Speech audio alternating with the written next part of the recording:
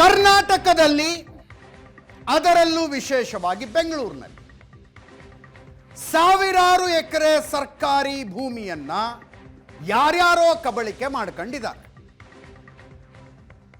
ಸರ್ಕಾರದ ಬೇರೆ ಬೇರೆ ಇಲಾಖೆಗಳ, ಕೆಲವು ಸಲ ಜಿಬಿಎದ ಭೂಮಿ. ಆ ಭೂಮಿಯಲ್ಲಿ ಒತ್ತುವರಿ ಮಾಡಿಕೊಂಡವರನ್ನ ತೆರವುಗೊಳಿಸುವ ಪ್ರಕ್ರಿಯೆ ನಡೀತಾನೆ ಇರುತ್ತೆ. ಆ ರೀತಿಯಾಗಿ ಯಲಹಂಕದಲ್ಲಿ ನಡೆದ ಒಂದು ಪ್ರಕ್ರಿಯೆ ಎಲ್ಲಿಂದೆಲ್ಲಿಗೋ ಹೋಗಿದೆ. ಕೇರಳದ ಮುಖ್ಯಮಂತ್ರಿ ಪಿಣರಾಯಿ ವಿಜಯನ್ ಅವರ ಒಂದು ಟ್ವೀಟು ಬೆಂಗಳೂರಿನಿಂದ ದಿಲ್ಲಿ ತನಕ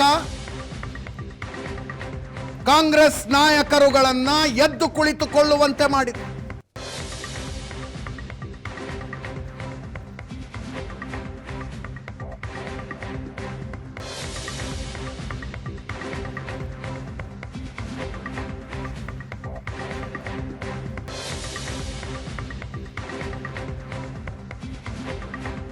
ಜಿಬಿಎ ಡಂಪ್ ಯಾರ್ಡ್ ಮಾಡಬೇಕು ಅಂತ ಮೀಸಲಾಗಿಟ್ಟಿದ್ದ 5 ಎಕರೆ ಭೂಮಿಯಲ್ಲಿ ಸುಮಾರು 188 ಒತ್ತುವರಿದಾರರ ಮನೆ ಕಟ್ಕೊಂಡಿದೆ. ಅದನ್ನ ನಿಯಮದ ಪ್ರಕಾರವೇ ತೆರವುಗೊಳಿಸಲಾಯಿತು.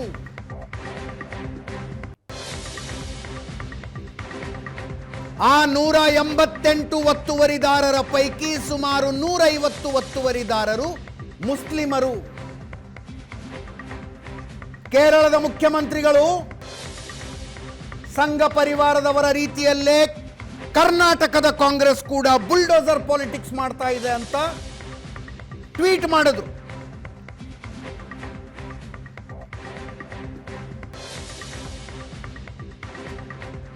ಕೇರಳದ ಸಂಸದರು ಅಲ್ಲಿಗೆ ಬಂದ್ರು ಭೇಟಿ ಕೊಡೋದಕ್ಕೆ.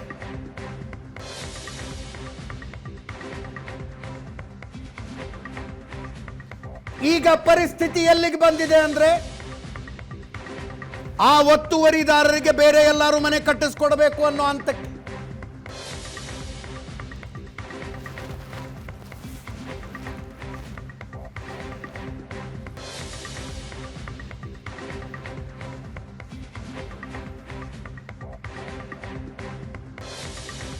ಮುಂದಿನ ವರ್ಷ ನಡೆಯಲಿರುವ ವಿಧಾನಸಭಾ ಚುನಾವಣೆಗಳಲ್ಲಿ ಮುಸ್ಲಿಂ ಮತಗಳನ್ನು ಸೆಳೆಯೋದಕ್ಕೆ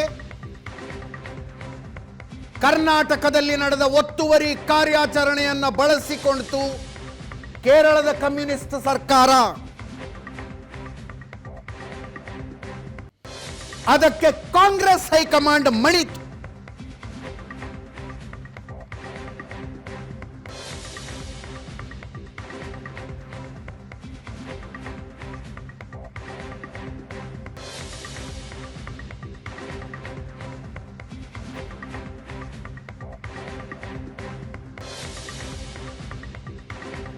ಕೆ.ಸಿ. ವೇಣುಗೋಪಾಲ್ ಅವರೇ ಸ್ವತಃ ಸರ್ಕಾರದ ಜೊತೆ ಮಾತಾಡಿ ಏನೇನಾಗಿದೆ ಅಂತ ತಿಳ್ಕೊಂಡು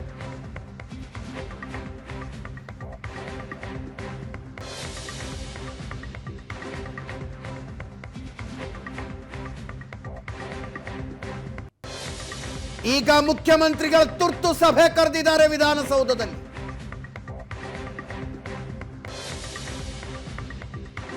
ಡಿ.ಕೆ. ಶಿವಕುಮಾರ್, ಜಮೀರ್ ಅಹಮದ್ ಖಾನ್, ರಹೀಂ ಖಾನ್ ಭಾಗಿಯಾಗ್ತಾರಂತೆ. ಕಾಂಗ್ರೆಸ್ ಹೈಕಮಾಂಡ್ನಿಂದ ಸೂಚನೆ ಬಂದಿದೆ, ಪರ್ಯಾಯ ವ್ಯವಸ್ಥೆ ಮಾಡಿಕೊಡಿ ಅವರಿಗೆ ಅಂತ.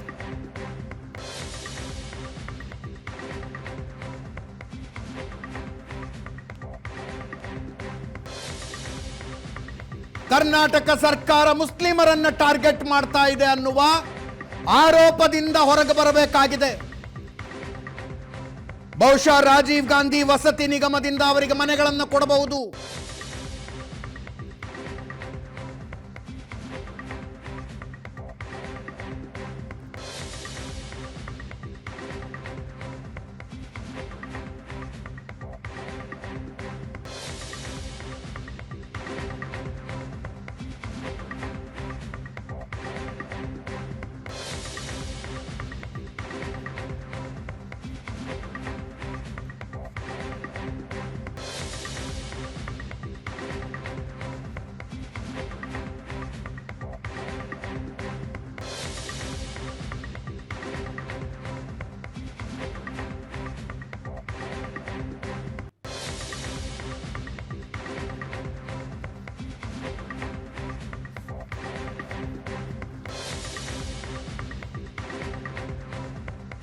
ಹಿಂಗೆ ವೋಟ್ ಬ್ಯಾಂಕ್ ಪಾಲಿಟಿಕ್ಸು ಅಂದ್ರೆ.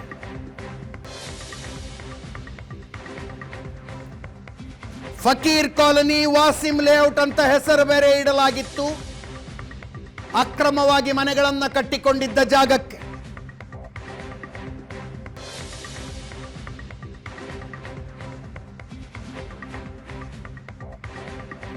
ಕಾಂಗ್ರೆಸ್ನ ಬುಲ್ಡೋಸರ್ ರಾಜನೀತಿಯಿಂದ ಮುಸ್ಲಿಮರು ಬೀದಿಗೆ ಬೀಳೋ ಹಂಗಾಗಿದೆ ಅಂತ ಪಿಣರಾಯಿ ವಿಜಯನ್ ಹೇಳಿದ್ರು.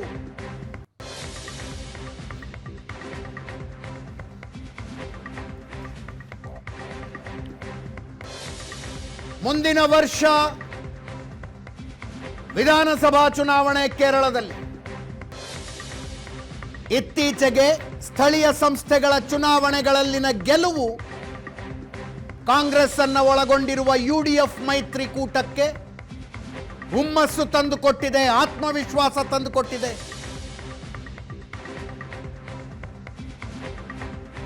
ಕೆಸಿ ವೇಣುಗೋಪಾಲ್ ಕೇರಳದ ಮುಖ್ಯಮಂತ್ರಿಯಾಗುವ ಹುರುಪಿನಲ್ಲಿದ್ದಾರೆ.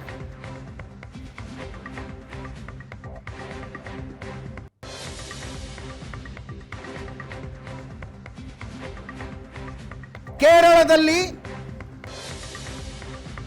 ಮುಸ್ಲಿಂ ಮತಗಳು ದೊಡ್ಡ ಮಟ್ಟದಲ್ಲಿ ಕಾಂಗ್ರೆಸ್ಗೆ ಬರುವ ಲಕ್ಷಣಗಳು ಕಾಣಿಸ್ತಾ ಇರುವಾಗ ಬೆಂಗಳೂರಿನ ಒತ್ತುವರಿ ತೆರವು ಕಾರ್ಯಾಚರಣೆಯನ್ನ ಪಿಣರಾಯಿ ವಿಜಯನ್ ಟಾರ್ಗೆಟ್ ಮಾಡಿಕೊಂಡ್ರು. ತಕ್ಷಣ ಎಚ್ಚೆತ್ತುಕೊಂಡಿತು ಕಾಂಗ್ರೆಸ್ ಹೈಕಮಾಂಡ್.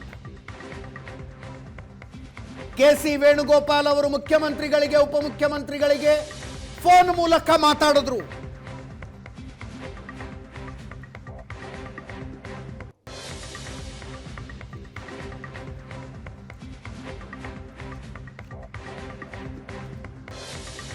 ಆ ನಂತರ ಟ್ವೀಟ್ ಕೂಡ ಮಾಡಿದ್ರು. ಮಾನವೀಯ ದೃಷ್ಟಿಯಿಂದ ಕ್ರಮ ಕೈಗೊಳ್ಳುವಾಗ ಎಚ್ಚರಿಕೆ, ಸೂಕ್ಷ್ಮತೆ ವಿಧಾನ ಅನುಸರಿಸಬೇಕಾಗಿತ್ತು ಅನ್ನುವುದು ಎಐಸಿಸಿಯ ಕಳವಳ. ಅದನ್ನ ಸಿದ್ದರಾಮಯ್ಯನವ್ರಿಗೂ ಡಿಕೆ ಶಿವಕುಮಾರ್ ಅವ್ರಿಗೂ ತಿಳಿಸಿದ್ದೀನಿ ಅಂದ್ರು.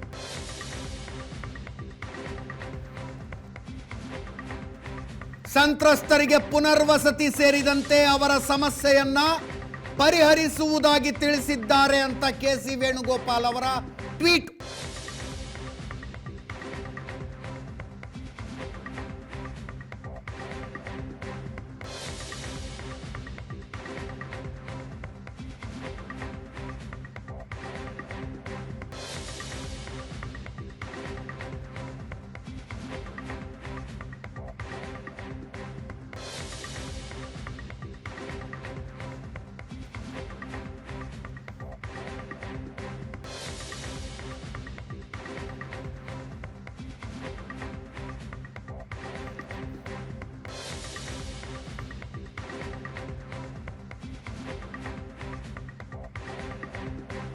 ಜಿಬಿಎಗೆ ಸೇರಿದ 5 ಎಕರೆ ಭೂಮಿ ಇದು. 5 ವರ್ಷದಿಂದ ಈಚೆಗೆ ಅಲ್ಲಿ ಅಕ್ರಮವಾಗಿ ಮನೆಗಳನ್ನು ಕಟ್ಟಲಾಗ್ತಾ ಇತ್ತು.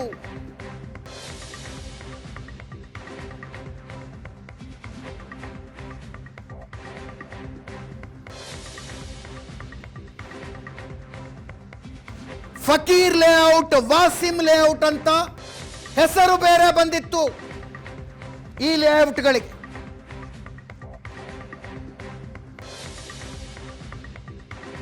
ಕೆಲವು ಶೆಡ್ ರೀತಿಯಲ್ಲಿದ್ರೆ ಇನ್ನು ಕೆಲವು ಪಕ್ಕಾ ಮನೆಗಳು ಅನ್ನೋ ಹಂಗೆ ಕಟ್ಕೊಂಡಿದ್ದು.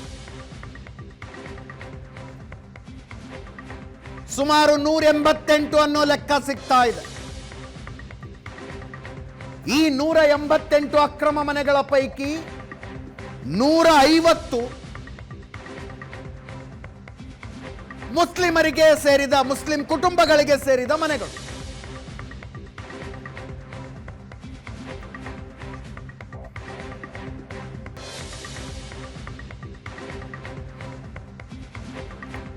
ಬಿಹಾರ, ಜಾರ್ಖಂಡ್ನಂಥ ರಾಜ್ಯಗಳಿಂದ ಬಂದಿದ್ದ ಸುಮಾರು 50 ಮುಸ್ಲಿಂ ಕುಟುಂಬಗಳಿದ್ವು ಅಲ್ಲಿ.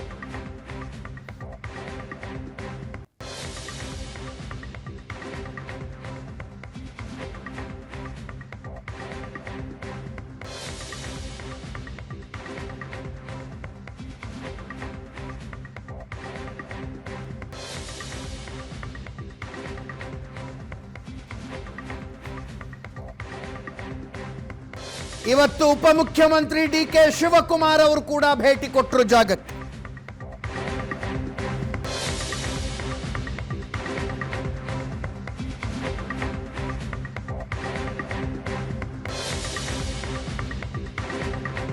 ಮುಖ್ಯಮಂತ್ರಿಗಳು ಕರೆದಿರುವ ತುರ್ತು ಸಭೆಗಿಂತ ಮೊದಲು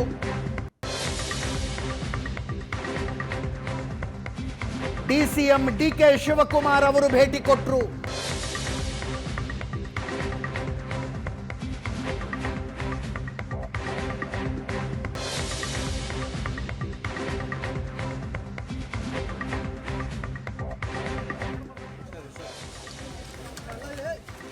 ಉಪಮುಖ್ಯಮಂತ್ರಿಗಳು ಮಾತಾಡ್ತಿದ್ದಾರಂತೆ, ಕೇಳಿಸ್ಕೊಳ್ಳಿ. ಅವ್ರಿಗೆಲ್ಲ ಮನೆ ಸೈಟ್ಗಳು ಕೊಡುವಂಥದ್ದು.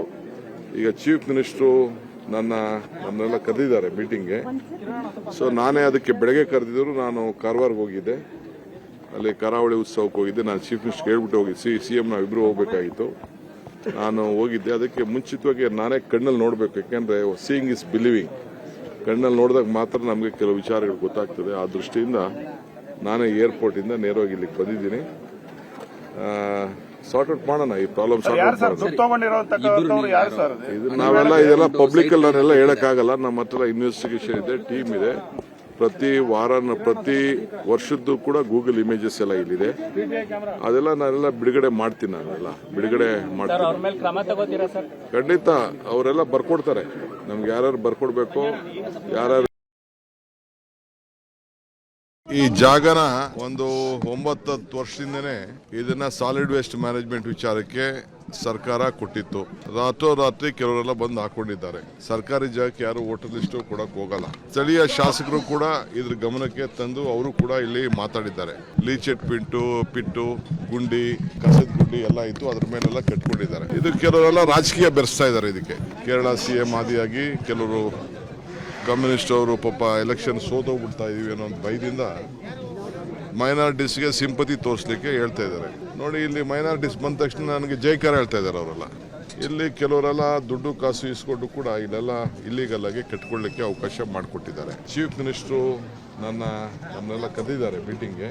ಮುಂಚಿತವಾಗಿ ನಾನೇ ಕಣ್ಣಲ್ಲಿ ನೋಡಬೇಕು, ಯಾಕೆಂದ್ರೆ ಸೀಯಿಂಗ್ ಇಸ್ ಬಿಲೀವಿಂಗ್. ಕಣ್ಣಲ್ಲಿ ನೋಡಿದಾಗ ಮಾತ್ರ ನಮಗೆ ಕೆಲವು ವಿಚಾರಗಳು ಗೊತ್ತಾಗ್ತದೆ. ಆ ದೃಷ್ಟಿಯಿಂದ ನಾನೇ ಏರ್ಪೋರ್ಟಿಂದ ನೇರವಾಗಿ ಇಲ್ಲಿಗೆ ಬಂದಿದ್ದೀನಿ. ನಮ್ಮ ಹತ್ರ ಇನ್ವೆಸ್ಟಿಗೇಷನ್ ಇದೆ, ಟೀಮ್ ಇದೆ. ಪ್ರತಿ ವರ್ಷದ್ದು ಕೂಡ ಗೂಗಲ್ ಇಮೇಜಸ್ ಎಲ್ಲ ಇಲ್ಲಿದೆ. ಖಂಡಿತ ಅವರೆಲ್ಲ ಬರ್ಕೊಡ್ತಾರೆ ನಮ್ಗೆ, ಯಾರ್ಯಾರು ಬರ್ಕೊಡ್ಬೇಕು, ಯಾರ್ಯಾರು. ಇದಕ್ಕೆ ಇಲ್ಲಿ ಅಗ್ರಿಮೆಂಟ್ ಕಾಪಿನೂ ಇದೆ. ಕೇರಳ ಅವರೆಲ್ಲ ರಾಜಕಾರಣ ಮಾಡಬೇಕು.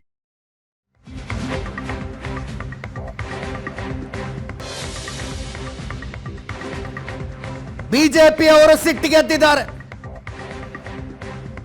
ಕಾಂಗ್ರೆಸ್ ಸರ್ಕಾರಕ್ಕೆ ದಮ್ಮಿಲ್ಲ ಅಂತ.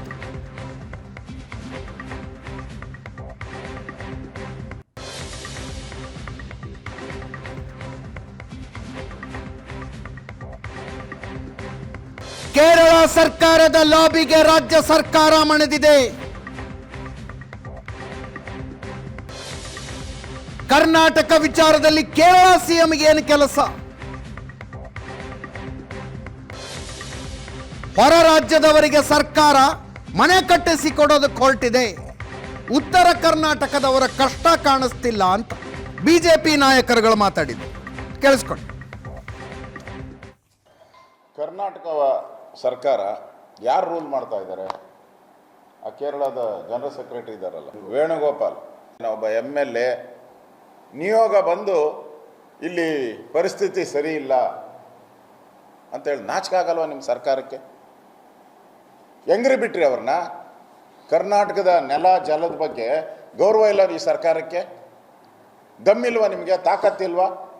ಅವ್ರ್ಯಾರೋ ಕಾಂಗ್ರೆಸ್ನ ಹೈಕಮಾಂಡ್ ವೇಣುಗೋಪಾಲ್ ವರದಿ ಕೇಳ್ತಾರೆ. ಇದನ್ನು ನಾಚಿಕೆ ಆಗಲ್ಲ ಅಂದರೆ ಕೇರಳರು ಅಂದರೆ ಈ ಕೇರಳ ಸರ್ಕಾರ ಕರ್ನಾಟಕವನ್ನು ರೂಲ್ ಮಾಡ್ತಾ ಇದೆಯಾ?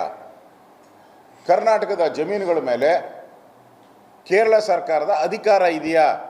ವೇಣುಗೋಪಾಲ್ ಅವರು ಟ್ವೀಟ್ ಮಾಡಿದ್ರು, ನಾನು ಮುಖ್ಯಮಂತ್ರಿಗಳಿಗೆ ಈಗಾಗಲೇ ಮಾಡಿದ್ದೇನೆ, ಅವರಿಗೆಲ್ಲ ಪುನರ್ವಸತಿ ಕಲ್ಪಿಸ್ತಾರೆ ಅಂತ. ಆದರೆ ನಾನು ಕೇಳ್ತಕ್ಕಂಥದ್ದು, ಕೇರಳದವರಿಗೆ ಇಲ್ಲೇನು ಕೆಲಸ? ಯಾರಾದರೂ ಕೇರಳದ ಜನ ಬಂದು ಅಲ್ಲಿ ಗುಡಿಸಲಾಕಿದ್ರ? ಪಿಣರಾಯಿ ವಿಜಯನ್ ಅವ್ರಿಗೂ ಇಲ್ಲಿಗೆ ಸಂಬಂಧ ಏನು? ಅಂದರೆ ನಿಮ್ಮ ಸರ್ಕಾರ ಈಸ್ ಎ ವೀಕೆಸ್ಟ್ ಗವರ್ಮೆಂಟ್. ಒಂದೇ ವೇಣುಗೋಪಾಲ್ ಅವರ ಟ್ವೀಟ್ಗೆ ಈ ಸರ್ಕಾರ ಏನು ಹೇಳ್ತು? ಇಲ್ಲ, ನಾವು ಅದನ್ನು ಸಾಲ್ವ್ ಮಾಡ್ತೀವಿ. Chief minister of Kerala Pinarayi Vijayan ಅವರು ಟ್ವೀಟ್ ಮಾಡಿದ್ರು, ಕರ್ನಾಟಕ ಸರ್ಕಾರ ಏನಿದೆ ಒಂದು ರೀತಿ ಇದು JCB ಸರ್ಕಾರ. ಒಂದು ಟ್ವೀಟ್ಗೆ ನಿಮ್ಮ AICC ಇಂದ ಜನರಲ್ ಸೆಕ್ರೆಟರಿ ಒಂದು ಟ್ವೀಟ್ ಮಾಡಿದ್ದಕ್ಕೆ ಕೇರಳದವ್ರಿಗೆ ಮನೆ ಕಟ್ಕೊಡ್ತೀನಿ ಅಂತ ಹೇಳ್ತಾ ಇದ್ದೀರಾ. ಕರ್ನಾಟಕದವರು ನಿಮಗೆ ಕಣ್ಣೀರು ಸುರಿಸ್ತಾ ಇದ್ದಾರೆ, ಹಗಲು ರಾತ್ರಿ ಹೋರಾಟ ಮಾಡ್ತಿದ್ದಾರೆ ಕರ್ನಾಟಕ ರಾಜ್ಯದವರು. ಅವ್ರಿಗೆ ಕಣ್ಣಿಗೆ ಕಾಣಲ್ಲ ನಿಮಗೆ. ಒಂದು ವೇಣುಗೋಪಾಲ್ ಟ್ವೀಟ್ಗೆ ಅವ್ರಿಗೆ 180-200 ಮನೆ ಕಟ್ಕೊಡ್ತೀರಾ ಅಂತಾದರೆ, ಉತ್ತರ ಕರ್ನಾಟಕದಲ್ಲಿ ಮನೆ ಇಲ್ಲದೆ ಇರೋರು ಎಷ್ಟು ಜನ ಇದ್ದಾರೆ? ಇಡೀ ಕರ್ನಾಟಕ ರಾಜ್ಯದಲ್ಲಿ ಮನೆ ಇಲ್ಲದೆ ಇರೋರು ಎಷ್ಟು ಜನ ಇದ್ದಾರೆ? ಕಟ್ಕೊಟ್ರಾ? ಇದ ನಿಮ್ಮ ಧೋರಣೆ?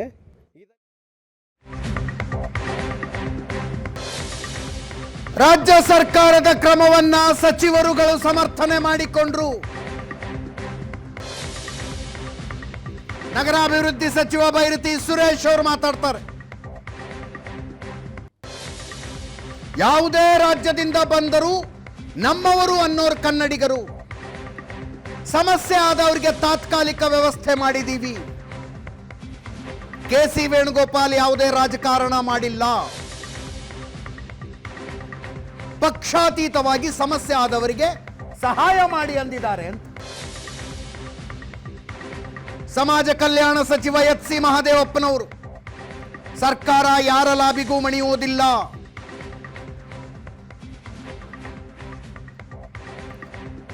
ಅತಿಕ್ರಮ ಪ್ರವೇಶ ಮಾಡಿದ್ರವರು. ಕಾಂಗ್ರೆಸ್ ಸರ್ಕಾರ ಅವರನ್ನು ಒಕ್ಕಲೆಬ್ಬಿಸಿಲ್ಲ.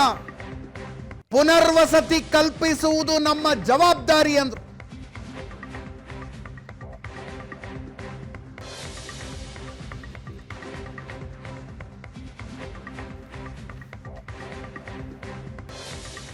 ರಾಜ್ಯ ನಾವು ಹೆಂಗೆ ಅಂದರೆ ಇಡೀ ದೇಶ ನಮ್ಮದು ಅಂತ ಹೇಳೋದು. ಯಾವುದೇ ರಾಜ್ಯದಿಂದ ಬರಲಿ, ಯಾರಾದರೂ ಬರಲಿ, ಇಲ್ಲಿ ವಾಸ ಮಾಡೋದು ಯಾವುದೇ ಆಗಲಿ ನಮ್ಮವನು ಅಂತ ನಾವು ಕನ್ನಡದವರು ನಾವು ಭಾವನೆ ಮಾಡೋದು. ಕೇರಳವ್ರ ಹತ್ರ ಪಾಠ ಕತ್ಕೊಳ್ಳೋಂಥ ಅವಶ್ಯಕತೆ ಇಲ್ಲ ಕನ್ನಡಿಗರು. We are stable, stable. ನಮ್ಗೆ ಗೊತ್ತು ನಮ್ಮ ಜನಗಳಿಗೆ ಏನು ವ್ಯವಸ್ಥೆ ಮಾಡಬೇಕು ಅಂತ ಹೇಳಿ ಅದನ್ನೇ ನಾವು ಮಾಡ್ತಾಯಿದ್ವಿ. KC ವೇಣುಗೋಪಾಲ್ ಅವರು ಅದನ್ನೇ ಹೇಳಿರೋದ್ರಿ. ಅವ್ರ ಸಮಸ್ಯೆ ಆಗಿದೆ ನೋಡಿ ಅಂತ ಹೇಳಿದ್ರೆ ಅದ್ರಲ್ಲಿ ತಪ್ಪೇನಿದೆ? KC ವೇಣುಗೋಪಾಲ್ ಅವರು ರಾಜಕೀಯ ಮಾಡೋಕ್ಕೆ ಬಂದಿಲ್ಲ, ಅವರು ಮುಖ್ಯಮಂತ್ರಿ ರಾಜಕೀಯ ಮಾಡಿರೋದಿನ್ನ ಕೇರಳವರು. KC ವೇಣುಗೋಪಾಲ್ ಅವರು ಪಕ್ಷಾತೀತವಾಗಿ ಯಾರಿಗೆ ಸಮಸ್ಯೆ ಆಗಿದೆ ಅವರಿಗೆ ಸಹಾಯ ಮಾಡಿ ಅಂತ ವೇಣುಗೋಪಾಲ್ ಅವರು ಹೇಳಿರೋದು. ಸರ್, ರಾಜ್ಯ ಕಾಂಗ್ರೆಸ್ ಸರ್ಕಾರ ಕೇರಳದ ಲಾಬಿಗೆ ಮಣಿತಾ ಇದೆಯಾ ಸರ್? ಸರ್ಕಾರ ಯಾರ ಲಾಬಿಗೂ ಮಣಿಯೋದಿಲ್ಲ. ಮೂಲತಃ ಅದು ಕಸ ವಿಲೇವಾರಿಗೆ ಸೀಮಿತವಾದಂಥ ಜಾಗ. ಆ ಜಾಗದಲ್ಲಿ ಕೆಲವು ಜನರು ಶೆಡ್ ಹಾಕೊಂಡ್ಬಿಟ್ಟಿದ್ದಾರೆ, ಅನ್ಆಥರೈಸ್ಡ್ ಆಕ್ಯುಪೇಷನ್ ಮಾಡ್ಕೊಂಡಿದ್ದಾರಲ್ಲ ಬಡವರೇ. ಅವ್ರನ್ನ ಒಕ್ಕಲೆಬ್ಬಿಸಿದ್ರು ಅಂತ ಹೇಳೋಕ್ಕಿಂತ ಹೆಚ್ಚಾಗಿ ಆ ಜಾಗ ಮೇಲೆ ಅತಿಕ್ರಮಣ ಪ್ರವೇಶ. ಅದು ಕಾಂಗ್ರೆಸ್ ಸರ್ಕಾರ ಅವರು ಒಕ್ಕಲು ಎಬ್ಬಿಸಿಲ್ಲ. ಆ ಜನರಿಗೆ ಬಡವರಿದ್ದಾರೆ, ಪುನರ್ವಸತಿ ಕಲಿಸ್ಬೇಕು, ನಮ್ಮ ಕರ್ತವ್ಯ ಅದು. ಜನರಿಗೆ ಪುನರ್ವಸತಿ ಕಲಿಸೋದು ಸರ್ಕಾರದ ಜವಾಬ್ದಾರಿ. ಭಾರತದ ಒಂದು ಪ್ರಜೆಯಾಗಿ ಯಾವುದೇ ಒಂದು ಪ್ರದೇಶದಲ್ಲಿ ಜನರಿಗೆ ಅನಾನುಕೂಲ ಆದಾಗ, ಪುನರ್ವಸತಿ ಇಲ್ಲದೇ ಇದ್ದಾಗ, ಅನ್ಯಾಯ ಆದಾಗ ಮಾತಾಡುವ ಹಕ್ಕು ಮತ್ತು ಅಧಿಕಾರ ಇದ್ದೇ ಇದೆ. ಅದರಿಂದ ಅವರು ಮಾತಾಡೋದು ತಪ್ಪು ಅಂತ ಹೇಳೋದು ಸರಿಯಿಲ್ಲ. ಅದು ರಾಜಕೀಯ ಮಾಡೋದು ಸರಿಯಿಲ್ಲ. ನಮ್ಮ ಪೊಲಿಟಿಕಲ್ ಎಡಿಟರ್ ಪ್ರಶಾಂತ್ ನಾಥು ಹಾಗೂ ಕಾಂಗ್ರೆಸ್ ಬೀಟ್ನ ರಿಪೋರ್ಟರ್ ಮಾರುತೇಶ್ ಇಬ್ಬರು ಕೂಡ ನೇರ ಸಂಪರ್ಕದಲ್ಲಿದ್ದಾರೆ. ಪ್ರಶಾಂತ್, ಏನು ಇದು ಅಂದರೆ ನ್ಯಾಷನಲ್ ಲೆವೆಲ್ ಅಂದರೆ ನ್ಯಾಷನಲ್ ಪಾರ್ಟಿಗಳಿರುವಾಗ ರಾಜಕಾರಣ ನಡೆಯೋದೇ ಹಿಂಗ? ಕೇರಳದಲ್ಲಿ ಫ್ಲಡ್ ಬಂದರೆ ಮನೆ ಕಟ್ಟಿಸ್ಕೊಡ್ತೀವಿ ಅಂತೀವಿ, ಕೇರಳದಲ್ಲಿ ಆನೆ ತುಳಿದು ಒಬ್ಬ ಸತ್ತರೆ ಪರಿಹಾರ ಕರ್ನಾಟಕದಿಂದ ಕೊಡ್ತೀವಿ. ಈಗ ಕೇರಳದ ಮುಖ್ಯಮಂತ್ರಿಗಳೊಂದು ಟ್ವೀಟ್ ಮಾಡ್ತಾರೆ, ದಡಬಡಾಯಿಸಿ ಎದ್ದು ಕೂತ್ಕೊಂಡ್ಬಿಟ್ರಿ ಇವರೆಲ್ಲ. ನನ್ನ ಪ್ರಶ್ನೆ, ಈಗ ಇಷ್ಟು ವರ್ಷಗಳ ಕಾಲ ಒತ್ತುವರಿ ತೆರವು ಕಾರ್ಯಾಚರಣೆ ನಡೆಯಲಾಗಿದೆಯಲ್ಲ, ಮನೆ ಬೆಳೆಸಿದಾರಲ್ಲ, ಅವ್ರಿಗೆಲ್ಲ ಪುನರ್ವಸತಿ ಕಲ್ಪಿಸಿದಾರಾ ಅಂತ? ಅಜಿತ್ ನೋಡಿ, ಇದರಲ್ಲಿ ಎರಡು ಸಂಗತಿಗಳು ಭಾಳ ಸ್ಪಷ್ಟವಾಗಿ ಕಾಣ್ತವೆ. ಒಂದು ಮುಸ್ಲಿಂ, ಇನ್ನೊಂದು ಕೇರಳ. ನೀವು ಮೊದಲು ಕೇರಳವನ್ನು ತೆಗೆದುಕೊಳ್ಳೋದಾದರೆ, ಹಾಗೆ ತಮಿಳುನಾಡು, ಆಂಧ್ರ, ತೆಲಂಗಾಣ, ಮಹಾರಾಷ್ಟ್ರ ಇದ್ದಿದ್ರೆ ಇಷ್ಟು ದೊಡ್ಡ ಹ್ಯೂ ಆ್ಯಂಡ್ ಕ್ರೈ ಆಗ್ತಿರಲಿಲ್ಲ. ಎಸ್, ಕೇರಳದಲ್ಲಿ ಯಾಕೆ ಹ್ಯೂ ಆ್ಯಂಡ್ ಕ್ರೈ ಆಗುತ್ತಂದರೆ ಎರಡು ಕಾರಣ. 26% ಮುಸ್ಲಿಂ ವೋಟ್ಸ್ ಅಲ್ಲ, ಮುಸ್ಲಿಂ ವೋಟ್ ನಂತರ ಬಂತು. ಹಾಂ, ಅಲ್ಲಿ ರಾಹುಲ್ ಗಾಂಧಿ, ಪ್ರಿಯಾಂಕಾ ಗಾಂಧಿ ಮತ್ತು KC ವೇಣುಗೋಪಾಲ್ರ ಪೊಲಿಟಿಕಲ್ ಸ್ಟೇಕ್ಸ್ ಇವೆ. ಎಸ್, ಇಲ್ಲಿ ಕುರ್ಚಿ ಡಿಪೆಂಡ್ ಆಗಿರೋದು ಅವರ ಒಪಿನಿಯನ್ ಏನು ಅನ್ನೋದರ ಮೇಲೆ. ಹಾಗಾಗಿ ಅಲ್ಲಿ ಆನೆ ತುಳಿತಕ್ಕೊಳಗಾಗಿ ಒಂದು ಫೋನ್ ಬಂದರೆ ಇಲ್ಲಿಂದ ಪರಿಹಾರ ಘೋಷಣೆ ಮಾಡಲಾಗುತ್ತೆ.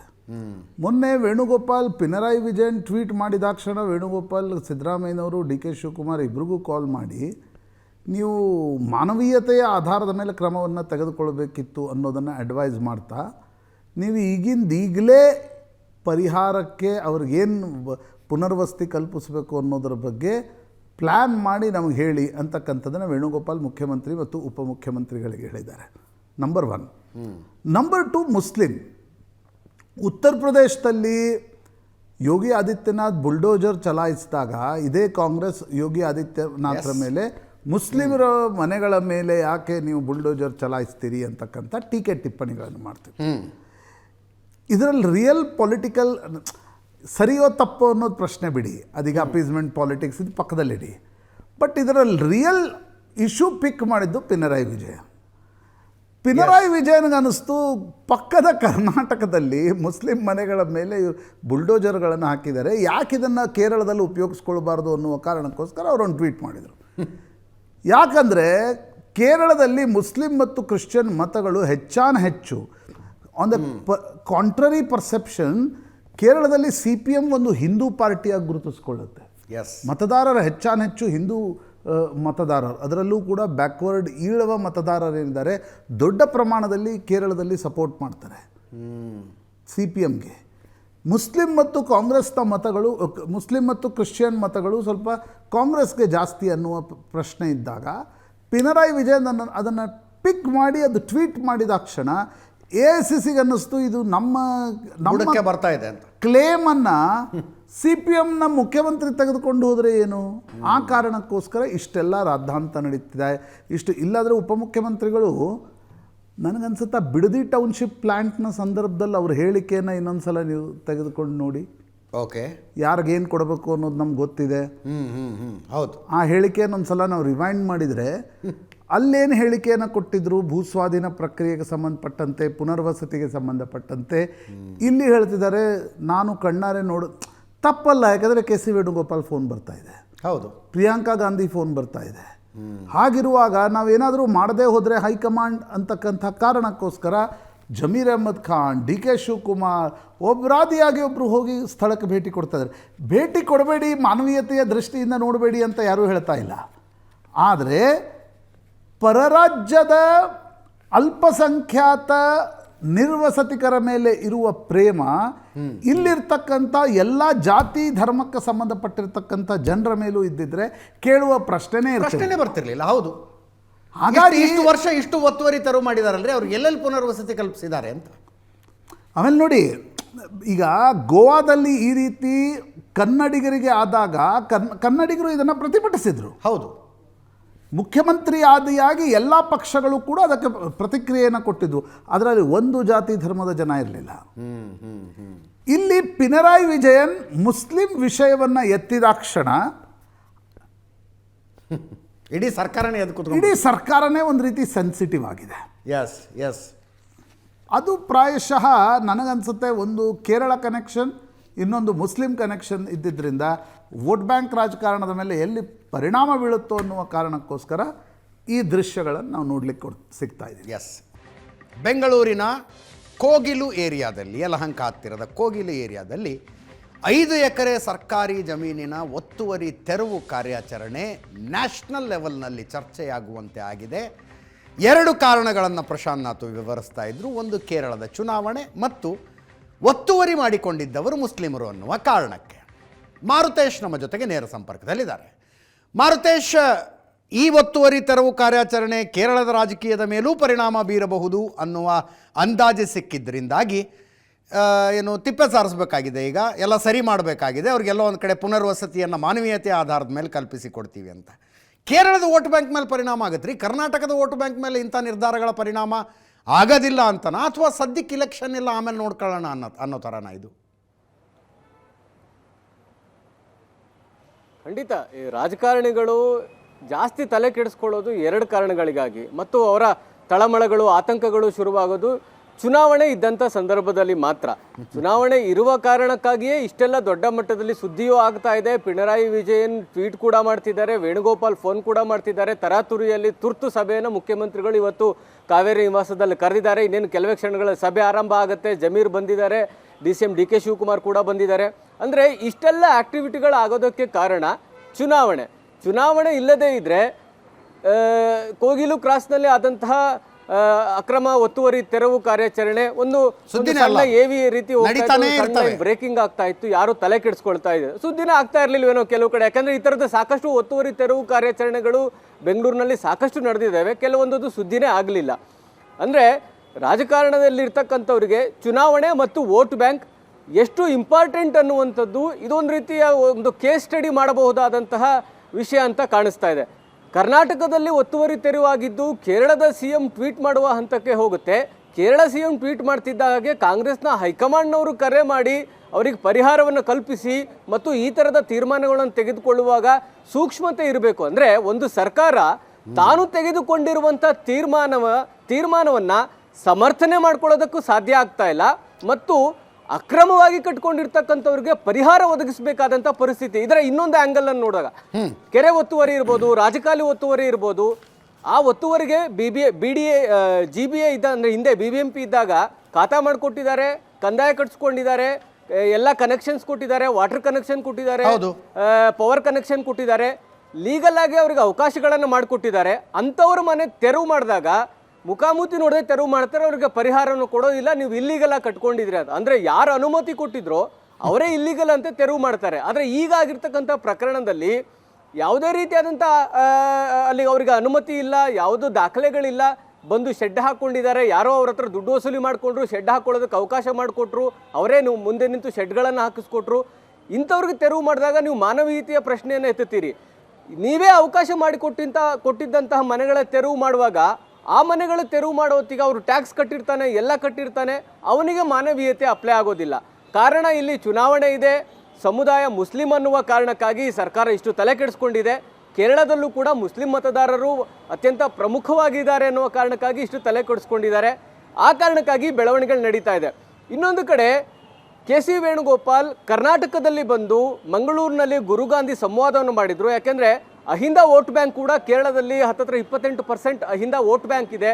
ಆ ವೋಟ್ ಬ್ಯಾಂಕನ್ನು ಕಸಿಯುವ ಕಾರಣಕ್ಕಾಗಿ ಮಂಗಳೂರಿನಲ್ಲಿ ಸಮಾವೇಶವನ್ನು ಮಾಡ್ತಾರೆ. ಅಹಿಂದ ವೋಟ್ ಬ್ಯಾಂಕನ್ನು ಗ್ರಾಬ್ ಮಾಡುವಂಥ ಪ್ರಯತ್ನದ ಭಾಗವಾಗಿ ಒಂದು ಮೆಸೇಜನ್ನು ಕೊಡ್ತಾರೆ. ಯಾಕೆಂದರೆ ಲೋಕಲ್ ಬಾಡಿ ಚುನಾವಣೆಯ ಸಂದರ್ಭದಲ್ಲಿ ಇದ್ದಾಗಲೂ ಕೂಡ ಅವರು ಬಂದು ಇಡೀ ದಿನ ಕಾರ್ಯಕ್ರಮದಲ್ಲಿ ಭಾಗಿಯಾಗಿರ್ತಾರೆ. ಬೆಳಗ್ಗೆ ಮುಖ್ಯಮಂತ್ರಿಗಳ ಜೊತೆಗೆ ಬ್ರೇಕ್ಫಾಸ್ಟ್ನಲ್ಲಿ ಇದ್ರು, ಕಾರ್ಯಕ್ರಮ ಮುಗಿದ ಮೇಲೆ ಮಧ್ಯಾಹ್ನ ಲಂಚ್ನಲ್ಲೂ ಕೂಡ ಇದ್ರು. ಇದರ ಮುಂದುವರಿದ ಭಾಗವಾಗಿ ಕೇರಳದಲ್ಲೂ ಕೂಡ ಇಂಥದ್ದೊಂದು ಸಮಾವೇಶ ಮಾಡುವಂಥ ತಯಾರಿ ನಡೆದಿದೆ.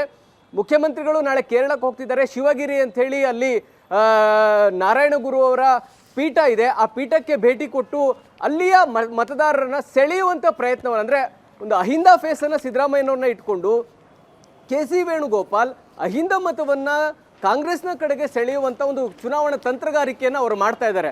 ಆ ತಂತ್ರಗಾರಿಕೆಗೆ ಬಹುಶಃ ಕೌಂಟರ್ ಅನ್ನುವ ರೀತಿ ಪಿಣರಾಯಿ ವಿಜಯನ್ ಮಾಡಿದಂಥ ಒಂದು ಟ್ವೀಟ್ ಕಾಂಗ್ರೆಸ್ ಹೈಕಮಾಂಡ್ ಕೂಡ ತಲೆ ಕೆಡಿಸ್ಕೊಳ್ಳುವ ಹಾಗೆ ಮಾಡ್ತು.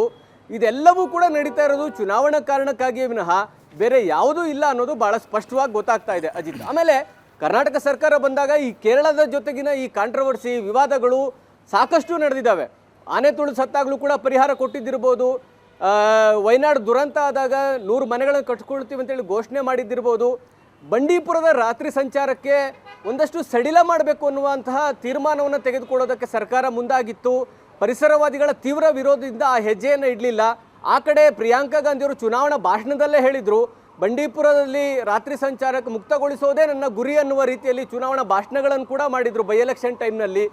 ಈ ಥರದ ಒಂದರಿಂದ ಒಂದು ಚುನಾವಣಾ ಕಾರಣಕ್ಕಾಗಿಯೋ ಅಥವಾ ಹೈಕಮಾಂಡ್ನ ನಾಯಕರು ಕೇರಳದಲ್ಲಿ ಅವರ ಅಸ್ತಿತ್ವ ಇದೆ ಅನ್ನುವ ಕಾರಣಕ್ಕಾಗಿಯೇನೋ ಪದೇ ಪದೇ ಕರ್ನಾಟಕಕ್ಕೂ ಕೂಡ ಕೇರಳದ ಕಾರಣಕ್ಕಾಗಿ ಕಾಂಗ್ರೆಸ್ ಸರ್ಕಾರ ಒಂದು ನೆಗೆಟಿವ್ ಇಮೇಜ್ ಅನ್ನ ಬಿಲ್ಡ್ ಮಾಡ್ಕೊಳ್ತಾ ಇದೆ. ಸೊ ಅದಕ್ಕೆ ಇದೊಂದು ಮತ್ತೊಂದು ಸೇರ್ಪಡೆ ಅಂತ ಹೇಳಿದ್ರೆ ತಪ್ಪಾಗ್ಲಿಕ್ಕಿಲ್ಲ ಅಜಿತ್. ಎಸ್, ಪ್ರಶಾಂತ್ಗೆ ಇನ್ನು ಇದೇ ಪ್ರಶ್ನೆ ಪ್ರಶಾಂತ್ ಕೇಳ್ತೀನಿ. ರಾಜ್ಯದ ವೋಟ್ ಬ್ಯಾಂಕ್ ಮೇಲೂ ಇದರ ಪರಿಣಾಮ ಇರುತ್ತಲ್ಲ ಪ್ರಶಾಂತ್? ಸದ್ಯಕ್ಕೆ ಯಾಕೆ ಇಲೆಕ್ಷನ್ ಇಲ್ಲ ಅನ್ನೋದು ರೀಸನ್ನ? ಅದೇ ನನಗನ್ಸುತ್ತೆ ಇದೇನೋ ಭಾರಿ ಇಲೆಕ್ಷನ್ನಲ್ಲೇನೋ ದೊಡ್ಡ ಸಂಗತಿಯಾಗಿ ಪರಿಣಮಿಸ್ಬಿಡುತ್ತೆ ಅಂತಕ್ಕಂಥದ್ದು ಇರಲ್ಲ. ಆದರೆ ಒಂದು ಟಾಕಿಂಗ್ ಪಾಯಿಂಟನ್ನು ಕಾಂಗ್ರೆಸ್ನ ಪಿನರಾಯಿ ವಿಜಯನ್ ಕೇಳಿದ ಯಾವ ಅರ್ಥದಲ್ಲಿ? ಬಿ ಜೆ ಪಿ ಸರ್ಕಾರದಲ್ಲಿ ಇದೆಲ್ಲ ನಡೆಯುತ್ತೆ ಬುಲ್ಡೋಜರ್ ಅಂತಕ್ಕಂಥದ್ದು ನಾವೆಲ್ಲ ಸೇರಿ ಟೀಕೆ ಮಾಡ್ತಿದ್ವಿ. ಕರ್ನಾಟಕದ ಕಾಂಗ್ರೆಸ್ ಸರ್ಕಾರದಲ್ಲೂ ಇದು ನಡೆಯುತ್ತೆ ಅಂತಕ್ಕಂಥದ್ದು ಹೇಳಿದಾಗ ನಿಶ್ಚಿತವಾಗಿ ಟಾಕಿಂಗ್ ಪಾಯಿಂಟ್ ಆಗುತ್ತೆ. ಹೌದು, ಕೇರಳದ ಚುನಾವಣೆಯ ಮೇಲೆ ಏನೋ ಪರಿಣಾಮ ಬಿದ್ದು ಅದೊಂದು ಭಯಂಕರ ವಿಷಯ ಆಗುತ್ತೆ ಅಂತ ನನಗೆ ಅನಿಸಲ್ಲ. ಒಂದು ದಿನ 2 ದಿನ ಈ ವಿಷಯ ಇತ್ತೀಚಿನ ದಿನಗಳಲ್ಲಿ ಹೆಂಗಾಗುತ್ತೆ, ಮಾಧ್ಯಮಗಳಲ್ಲಿ ಚರ್ಚೆ ಇರುತ್ತೆ, ಮುಂಬರುವ ದಿನಗಳಲ್ಲಿ ಇದೊಂದು ಟಾಕಿಂಗ್ ಪಾಯಿಂಟ್ ಆಗಿ ಉಳಿದುಕೊಳ್ಳುತ್ತೆ. ಆ ಕಾರಣದಿಂದ ನೋಡಿ, ಕೆ ಸಿ ವೇಣುಗೋಪಾಲ್ ಕೇರಳದ ಮುಖ್ಯಮಂತ್ರಿ ಆಗಬೇಕು ಅನ್ನುವ ಕನಸು ಕಾಣ್ತಾ ಇದ್ದಾರೆ. ನಮ್ಮ ರಾಜ್ಯದ ಒಬ್ಬರು ನಮ್ಮ ರಣದೀಪ್ ಸಿಂಗ್ ಸುರ್ಜೇವಾಲಾ ಅವರು ಹರಿಯಾಣ ಕಾಂಗ್ರೆಸ್ನ ಅಧ್ಯಕ್ಷರಾಗಬೇಕು ಅಂತ ಓಡಾಡ್ತಿದ್ದಾರೆ ರಾಹುಲ್ ಗಾಂಧಿ ಕಡೆ. ಹೌದು ಹೌದು. ಕೆ ಸಿ ವೇಣುಗೋಪಾಲ್ರಿಗೆ ಏನೂ ಇಲ್ಲದ ಈ ರಾಷ್ಟ್ರೀಯ ಸಂಘಟನಾ ಕಾರ್ಯದರ್ಶಿ ಪಟ್ಟ ತೆಗೆದುಕೊಂಡು ಏನು ಮಾಡಬೇಕು? ಕೇರಳದಲ್ಲಿ ಉಮನ್ ಚಾಂಡಿ ತೀರ್ಕೊಂಡ್ಮೇಲೆ ಎ.ಕೆ. ಆಂಟನಿ ಕೂಡ ರಾಜಕೀಯ ಸಂಧ್ಯಾ ಕಾಲದಲ್ಲಿ ಅಂದರೆ ಅವ್ರು ಹೆಚ್ಚು ಕಡಿಮೆ ಆ್ಯಕ್ಟಿವ್ ಪಾಲಿಟಿಕ್ಸ್ನಲ್ಲಿ ಇಲ್ಲದೇ ಇರುವಾಗ ನಾನು ಯಾಕೆ ಮುಖ್ಯಮಂತ್ರಿ ಆಗಬಾರ್ದು ಅನ್ನೋದು ಕೆ ಸಿ ವೇಣುಗೋಪಾಲ್ ಚಿಂತೆ. ಆ ಕಾರಣದಿಂದ ವೇಣುಗೋಪಾಲ್ ಅಷ್ಟು ಸೆನ್ಸಿಟಿವಿಟಿ ಇದೆ ಅವ್ರಿಗೆ. ಪಿನರಾಯಿ ವಿಜಯನ್ ಟ್ವೀಟ್ ಮಾಡಿದ ತಕ್ಷಣ ಕೇರಳದಲ್ಲಿ ಇದಕ್ಕೆ ಉತ್ತರವನ್ನು ಕೊಡಬೇಕು.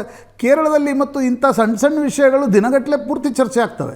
ಹೌದು, ಮುಸ್ಲಿಂ ವಿಷಯಗಳು, ಕಾಂಗ್ರೆಸ್ ಮತ್ತು CPMನ ಪರಸ್ಪರ ಪೈಪೋಟಿಯ ರಾಜಕಾರಣದ ವಿಷಯಗಳು ಭಯಂಕರ ಚರ್ಚೆಯಲ್ಲಿರ್ತವೆ. ಆ ಕಾರಣಕ್ಕೋಸ್ಕರ ವೇಣುಗೋಪಾಲ್ ಅಷ್ಟು ಸೆನ್ಸಿಟಿವಿಟಿಯನ್ನು ತೋರಿಸ್ತಿದ್ದಾರೆ. ಯಾಕಂದರೆ ಮುಸ್ಲಿಂ ಮತಗಳ ಮೇಲೆ ಪ್ರಭುತ್ವ ಜಾಸ್ತಿ ಕಾಂಗ್ರೆಸ್ದಿದೆ. ಅದನ್ನೇ ಪಿನರಾಯಿ ವಿಜಯನ್ ಪ್ರಶ್ನೆ ಮಾಡಿದಾಗ ನನಗೆ ಅನ್ಸಲ್ಲ ಅಜಿತ್ ಇದೇ ವಿಷಯದ ಮೇಲೆ ಏನೋ ಕೇರಳದ ಚುನಾವಣೆ ನಡೆಯುತ್ತೆ ಅಂತ ನನಗೆ ಅನ್ಸಲ್ಲ. ಓಕೆ. ಆದರೆ ಒಂದು 2-3 ದಿನಗಳ ಕಾಲ ಚರ್ಚೆಯಲ್ಲಿದ್ದಾಗ ಕಾಂಗ್ರೆಸ್ ಮತ್ತು AICC ಇಬ್ಬರೂ ಕೂಡ ಬ್ಯಾಕ್ಫುಟ್ನಲ್ಲಿದ್ದಾರೆ. ಹೌದು.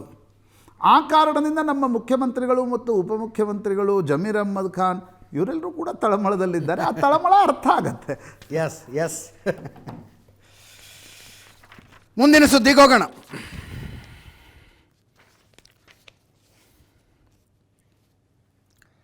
ನಾಯಕತ್ವ ಬದಲಾವಣೆಗೆ ಸಂಬಂಧಿಸಿದ ಸುದ್ದಿ ಇದು. ಮುಖ್ಯಮಂತ್ರಿಗಳು CWC ಸಭೆಗೆ ದೆಹಲಿಗೆ ಹೋಗಿ ಬಂದ ನಂತರ ಅಲ್ಲಿ ನಾಯಕತ್ವ ಬದಲಾವಣೆಯ ಬಗ್ಗೆ ಏನಾದ್ರು ಚರ್ಚೆ ಆಗಬಹುದಾ ಅಂತ ಪ್ರಶ್ನೆಗಳಿದ್ದವು. ಚರ್ಚೆಯಾಗುವ ಸಾಧ್ಯತೆಗಳ ಕಡಿಮೆ ಅಂತ ನಾವೇ ಹೇಳಿದ್ವಿ. ಅದೇ ರೀತಿ ಏನು ಚರ್ಚೆಗಳಾಗಲಿಲ್ಲ. ಈಗ ಮುಖ್ಯಮಂತ್ರಿಗಳ ಬಣ ಅತ್ಯುತ್ಸಾಹದಲ್ಲಿದೆ.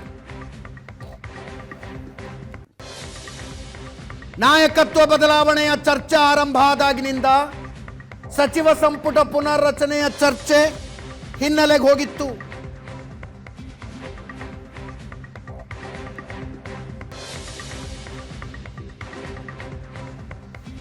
ಈಗ ಸಂಪುಟ ಪುನರ್ರಚನೆ ಆಗತ್ತೆ ಅಂತ ಮಾತಾಡೋದಕ್ಕೆ ಶುರು ಮಾಡಿದ.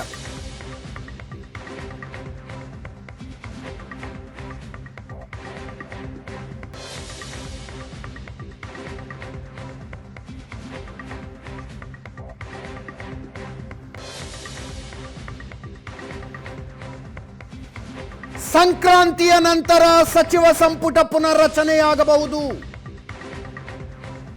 ಇದು ಸಿದ್ದರಾಮಯ್ಯನವರ ಬಣದಲ್ಲಿ ನಡೀತಾ ಇರುವ ಚರ್ಚೆ.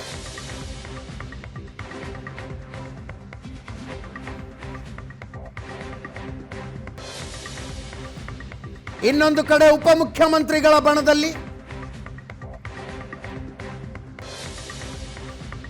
ಕಾದು ನೋಡುವ ತಂತ್ರ. ಜನವರಿ 1st ವೀಕ್ನಲ್ಲಿ ಕರೆಸಿ ಮಾತಾಡಿಸಬಹುದು ಹೈಕಮಾಂಡ್ನವರು, ನೋಡೋಣ ಅಂತಿದ್ದಾರೆ.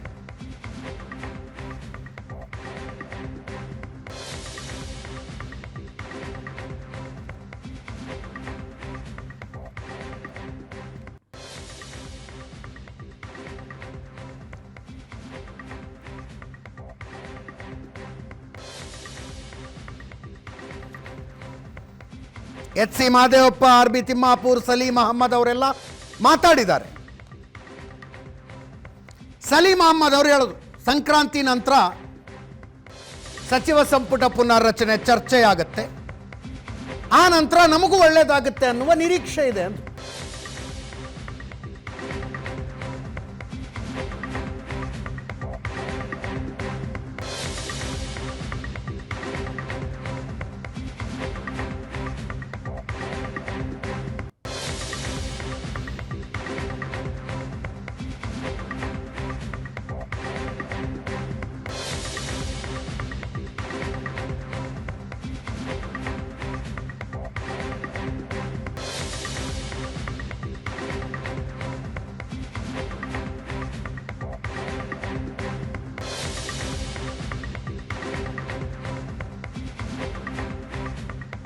ಸಚಿವ ಸಂಪುಟ ಪುನರ್ರಚನೆಗೆ ಏನಾದ್ರು ಕಾಂಗ್ರೆಸ್ ಹೈಕಮಾಂಡ್ ಅವಕಾಶ ಕೊಡುತ್ತಾ ಸರ್?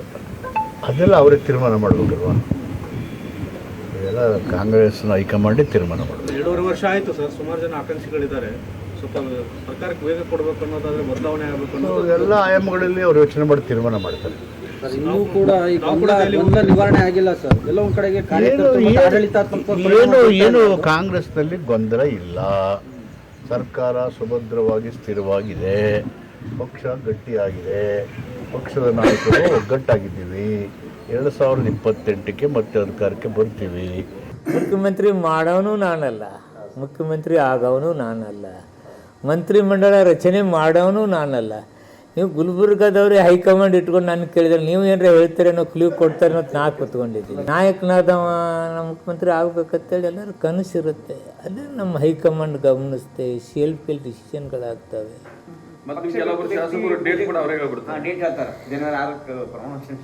ಕೆಲವು ಅಭಿಮಾನದ ಇರ್ತಿಲ್ಲ, ಅಭಿಮಾನದ ಮಾತುಗಳು ಸ್ವಲ್ಪ ಹೆಚ್ಚಿಗೆ ಬಂದಿರ್ತವೆ. ಸಂಕ್ರಾಂತಿ ನಂತರ ಸಚಿವ ಸಂಪುಟ ಬಗ್ಗೆ ಚರ್ಚೆ ಆಗುತ್ತೆ ಅಂತ ಮಾಹಿತಿ ಇದೆ. ಅಂತಿಮವಾಗಿ ತೀರ್ಮಾನ ಪಕ್ಷದ ವರಿಷ್ಠರು, ಮುಖ್ಯಮಂತ್ರಿಗಳು ಹಾಗೂ ಉಪಮುಖ್ಯಮಂತ್ರಿಗಳು ತೀರ್ಮಾನ ಮಾಡ್ತಾರೆ. ಹೊಸ ವರ್ಷ ನನಗೆ ಒಳ್ಳೇದಾಗ್ಬೋದು ಅಂತ ಭಾವಿಸ್ಕೊಳ್ತೀನಿ. CM 10 ಸಲ ಹೇಳ, DCM 10 ಸಲ ಹೇಳ, ಹೈಕಮಾಂಡ್ ತೀರ್ಮಾನಕ್ಕೆ ನಾವೆಲ್ಲರೂ ಬದ್ಧ ಅಂತ. ರೀಸೆಪಲ್ಲು ಮುಖ್ಯಮಂತ್ರಿ ಮತ್ತು ಪಕ್ಷ ಅವರಿಬ್ಬರ ಮಧ್ಯದಲ್ಲೇ ತೀರ್ಮಾನ. ಸಂಕ್ರಾಂತಿಗೂ ಇಲ್ಲ, ನವೆಂಬರ್ಗೂ ಇಲ್ಲ, ಯುಗಾದಿಗೂ ಇಲ್ಲ, ನೆಕ್ಸ್ಟ್ ಇಲ್ಲ, 28ಕ್ಕೆ ಕ್ರಾಂತಿ ಎಬ್ಬಿಸ್ತೀವಿ ನಡೀರಿ. ಮಲ್ಲಿಕಾರ್ಜುನ್ ಖರ್ಗೆ ಅವರೇ, ನಾನು ಮತ್ತು ರಾಹುಲ್ ಗಾಂಧಿಯವರು ಮೇಡಮ್ಮು ಕೂತು ತೀರ್ಮಾನ ಮಾಡ್ತೀವಿ ಅಂತ ಹೇಳಿದ್ರು. ಖರ್ಗೆ ಅವರೇ ಹೇಳಿದ್ರಲ್ರಿ, ನಮ್ಮ ಪಕ್ಷದಲ್ಲಿ ನಂಬರ್ 1 ಮಲ್ಲಿಕಾರ್ಜುನ್ ಖರ್ಗೆ, ಜೊತೆಗೆ ರಾಹುಲ್ ಗಾಂಧಿ ಇದ್ದಾರೆ. ಅವ್ರು 3 ಜನ ಕೂತ್ಕೊಂಡು ತೀರ್ಮಾನ ಮಾಡ್ತಾರೆ ಎಂದಾಗ ಖರ್ಗೆ ಅವ್ರ ಹತ್ರ ಮಾತಾಡಿದ್ದೀವಿ. ಆದರೆ ರಾಹುಲ್ ಗಾಂಧಿ ಅವರು ಯಾವತ್ತು ಕೂತ್ಕೊಂಡು 3 ಜನ ತೀರ್ಮಾನ ಮಾಡ್ತಾರೆ ಅದು ಅಂತ ಹೇಳಿರ್ತಾರೆ. ನಮಗೆ ಯಾವುದೇ ಮಾಹಿತಿ ಇಲ್ಲ, ಮುಗಿಲಿ ಸಂಕ್ರಾಂತಿ ಮುಗಿದ್ಮ್ಯಾಗ ಹೇಳೋಣ. ಸರ್, ಬಜೆಟ್ ಸಿದ್ದರಾಮಯ್ಯ ಅವರೇ ಮಂಡಿಸ್ತಾರಂತ ಈಗ ಇದಾರಲ್ಲ, ಇದಾರೆ ಆಲ್ರೆಡಿ ಇದ್ದಾರೆ, ಇದ್ದ ಮ್ಯಾಗ ಅವರೇ ಮಾಡ್ತಾರಂತ ಭರವಸೆ ಅಷ್ಟೇ. ನೋಡೋಣ ಅಂತ ಸಂದರ್ಭ ಬರೋಲ್ಲ ಬಹುಶಃ, ಯಾಕಂದ್ರೆ ಪಕ್ಷ ಹೈಕಮಾಂಡ್ ಇದೆ, ಯಾರು ಕೂಡ ಡೆಲ್ಲಿಗೆ ಹೋಗೋಲ್ಲ. ಸೊ ಅದು ಏನೇ ಮಾಡ್ಬೇಕಾದ್ರೆ ಹೈಕಮಾಂಡ್ ಬಿಟ್ಟ.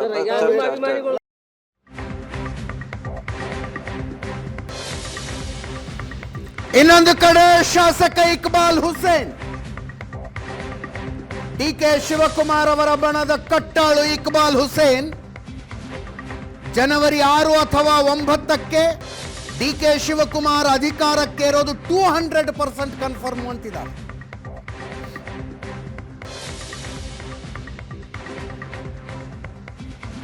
ಯಾರೋ ಶರಣರು ಶಕ್ತಿ ಪಡೆದವರೇ ಹೇಳಿದಾರಂತೆ ಇಕ್ಬಾಲ್ ಹುಸೇನರಿಗೆ.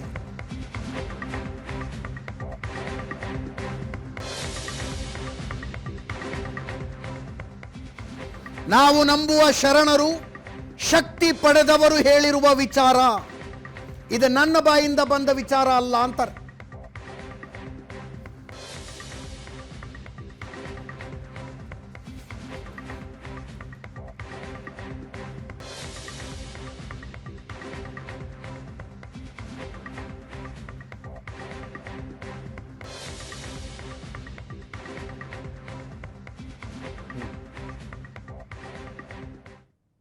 ನೋಡಿ, ನಾನೆಲ್ಲ ಹೇಳಿದ್ದು, ನನ್ನ ಬಾಯಿಂದ ಬರಬೇಕಾದ್ರೆ ಕೆಲವು ಶರಣರು, ಯಾರಿಗೆ ಭಗವಂತ ಆ ಶಕ್ತಿಯನ್ನು ಕೊಟ್ಟಿರ್ತಾರೆ, ಕೆಲವರು ಇದ್ದಾರೆ.